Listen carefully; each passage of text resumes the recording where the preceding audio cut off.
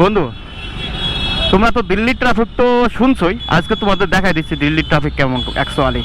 ঠিক আছে, এটা কিন্তু দিল্লির ট্রাফিক। যতই মানে বলবো ততটা কিন্তু আমরা কিন্তু যেখানে থাকি কিন্তু সেখানে কিন্তু একদম পুরো নর্মাল ট্রাফিক। ঠিক আছে, কিন্তু একটু ভিতরে গেলে না, যখন নাকি অলিগলি চলে আসে তখন কিন্তু খুব মানে প্রচণ্ড ট্রাফিক থাকে। আর কালকে কিন্তু ছিল বুধবাজার, তো বুধবাজারেও কিন্তু প্রচণ্ড ট্রাফিক থাকে।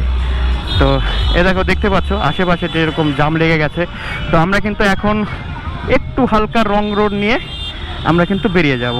ঠিক আছে, ব্যাস নিকেল গায়ে, এই দেখো বেরিয়ে গেছি, দেখছো?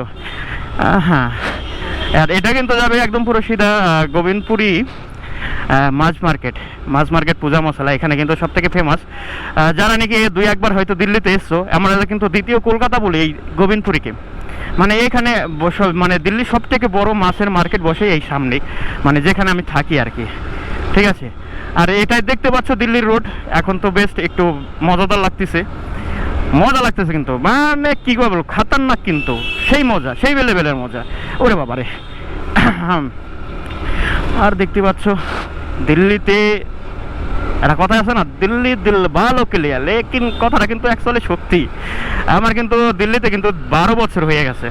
ঠিক আছে, বাড়ি থেকে কিন্তু আর মানে বাবার সাথে একটু রাগারাগি করে চলে এসেছিলাম দিল্লিতে। তো দিল্লিতে এসে কাজ করছি। আগে আমার কাজটা হলো হোম ডেলিভারি কাজ। ঠিক আছে, হোম ডেলিভারি করি, নিজের কাজ নিজেই করি, আর টুকটাক তোমাদের জন্য ভিডিও বানানোর জন্য চেষ্টা করতেছি। তো এখানে দিয়ে কিন্তু বুধবাজার বসে, বুধবাজার কিন্তু কালকে অ্যাকচুয়ালি শেষ হয়ে গেছে।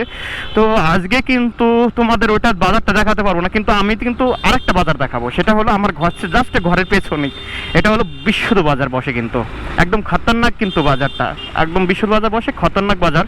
তো ওইটাও দেখাচ্ছি, চলো নেক্সট লেভেলে গিয়ে দেখাচ্ছি। ঠিক আছে।